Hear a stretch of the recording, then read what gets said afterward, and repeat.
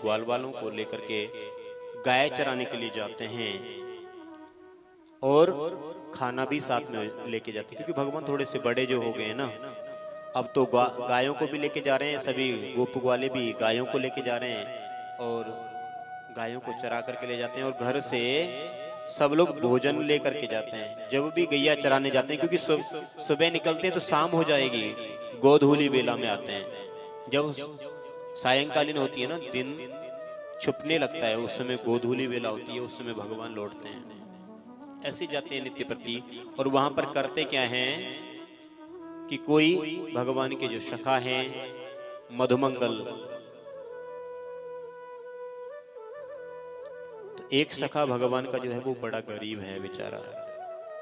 वो क्या है, कढ़ी लेके आता है और वो भी 4 दिन की बासी, तो भगवान उसकी कढ़ी भी खा लेते हैं। एक बार वो खाना खा रहा है तो भगवान ने क्या किया, उसका झूठा भी खाया है।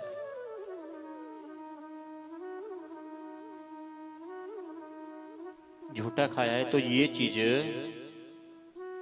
ब्रह्मा जी को पता लगता है कि ये कैसा ब्रह्म है, क्योंकि वेद तो कहता है उच्चिष्टम न दातव्यम न खातव्यम, कभी भी किसी का झूठा ना तो खाना चाहिए ना किसी को खिलाना चाहिए।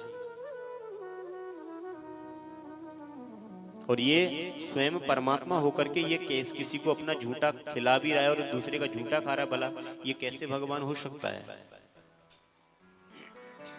तो उसकी परीक्षा लेनी चाहिए। तो ब्रह्मा जी जो हैं आते हैं तो ठाकुर जी क्या कर देखते हैं कि ग्वालो जरा देखना गैया कहाँ निकल गई, कि कन्हैया लग रहा है कि गैया थोड़ी सी दूर निकल गई हैं। तो गोप ग्वालों से वो भगवान बोलते हैं कि रुको, मैं गायों को लेकर के आता हूँ, आप यहीं पर बैठो, देख करके आता हूँ कि गई तो गई कहाँ है, दूर तो ना निकल गई। उसके बाद में भगवान जैसे ही जाते हैं गायों को खोजने के लिए, क्योंकि भगवान को तो सारी लीलाओं का पता है, तो जैसे ही भगवान गायों के पास में जाते हैं, उधर से ब्रह्मा जी क्या करते हैं, उन सभी ग्वालों को लेकर के अपने ब्रह्मलोक को चले जाते हैं। वैसे जैसे ही भगवान वापस आते हैं तो देखते हैं कि कोई भी ग्वाला नहीं है। और जैसे ही ग्वाले यहाँ से गायब हैं तो भगवान जाते हैं कि गायों के पास की गाय है कि नहीं है, तो तुरंत गायों को भी ब्रह्मा जी पहले ही ले जाते हैं अपने ब्रह्मलोक को। अब तो ठाकुर जी को पता लगा, क्योंकि उनको भगवान को तो सब कुछ पता है कि ये ब्रह्मा जी कर रहे हैं। तो ठाकुर जी ने क्या किया, ब्रह्मलोक में स्वयं ब्रह्मा जी बन करके पहुंचे हैं और द्वारपालों से क्या कहा है कि आजकल ना नकली ब्रह्मा बहुत घूम रहे हैं, अब कोई भी ब्रह्मा नकली आए ना तो अंदर आने मत देना। तो द्वारपालों ने बोला ठीक है, क्योंकि ब्रह्मा जी का स्वरूप है भगवान, ब्रह्मा जी का स्वरूप बनाए, तो द्वारपालों ने बोला ठीक है प्रभु, आपकी जैसी आज्ञा। और जाकर के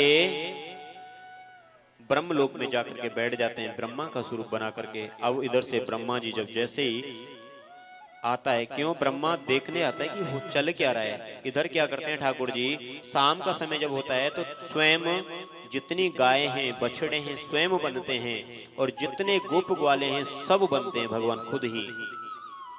और संतों का भाव है कि 1 साल तक ब्रज में ये प्रचलन हो जाता है कि जितने भी जिनको भी भैया शादी करनी है, सबसे ब्रज के जो ब्राह्मण है उन्होंने सूचना दे दी कि जिनको भी शादी करनी है ना तो ये 1 साल के अंदर ही कर लो, क्योंकि 1 साल के अंदर जो इतना शुभ मुहूर्त है अगली साल नहीं है। तो सब ब्रजवासियों ने भैया शादी करी। क्योंकि शादी उसका भाव ये है कि हर माताएं चाहती थी कि परमात्मा हमारे पुत्र हों, गाय भी चाहती थी कि ठाकुर जी स्वयं हमारा दूध पिए, स्त्रियां भी कन्याएं भी चाहती थी कि परमात्मा से कन्या से हमारी शादी हो। तो स्वयं भगवान तो सब बने ही है ना, तो जिन जिन की जो जो कामना थी भगवान ने पूर्ण की है। ऐसे हैं मेरे गोविंद। और इधर ब्रह्मा जी ने देखा कि द्वार पे जैसे ही पहुंचे अपने ब्रह्मलोक में, तो द्वारपालों ने क्या किया, भगा दी कि जाओ जाओ, आप जैसे नकली ब्रह्मा तो बहुत घूम रहे हैं, आप बाहर जाओ। तो ब्रह्मा जी बोले क्यों, मैं ही तो आपका ब्रह्मा हूं। बोले काहे के ब्रह्मा हो, हमारे ब्रह्मा जी तो अंदर बैठे हुए हैं, हमारे ब्रह्मा जी तो अंदर बैठे हुए हैं, आप कोई ब्रह्मा नहीं हो। आप तो जाओ।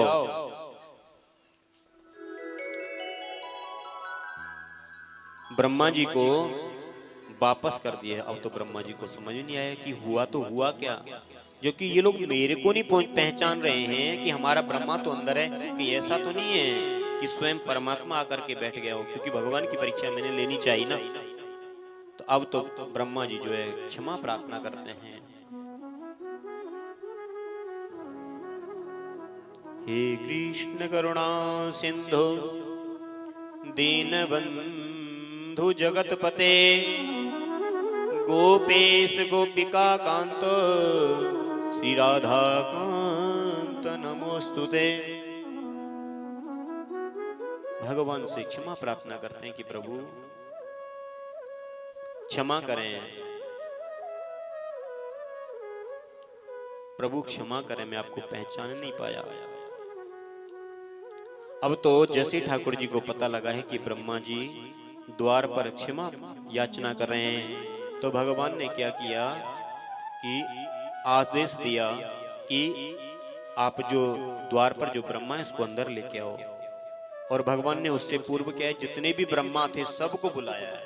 अब तो कोई 10 मुखी ब्रह्मा है, कोई सहस्त्र मुखी ब्रह्मा है, और जो ब्रह्मा जी थे वो इतने से, और बाकी ब्रह्मा इतने विशाल हैं, बहुत विशाल हैं।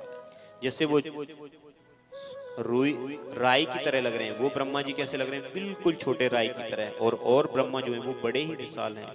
जब इस दृश्य को ब्रह्मा जी ने देखा तो उसकी आंखें फटी की फटी रह गईं कि ये प्रभु, ये क्या, मैं तो सोचता था मैं ही ब्रह्मा हूं अकेला, मेरे से कितने विशाल विशाल ब्रह्मा हैं। तो भगवान ने कहा कि ब्रह्मा, कभी भी घमंड नहीं करना चाहिए अपने पद का, अपनी पदवी का, क्योंकि जो परमात्मा ने आपको पदवी या प्रतिष्ठा दी है उसी में अपने आप को संतुष्ट होना चाहिए। और आप किस पर वो कर रहे हैं, परमात्मा के ऊपर। कि आप मेरे ऊपर भी ये संदेह कर रहे हैं कि ये कैसा ब्रह्म है, उच्चिष्टम न दातव्यम न खातव्यम, आप ये बात कर रहे हो कि जहां प्रेम होता है ना वहां पे झूठा भी अच्छा लगता है। भगवान ने जब समझाया है तो ब्रह्मा जी ने साष्टांग दंडवत प्रणाम किया है भगवान को। भगवान ने उन्हें क्षमा किया है, और भगवान गोप ग्वालों को लेकर के, गायों को लेकर के आते हैं।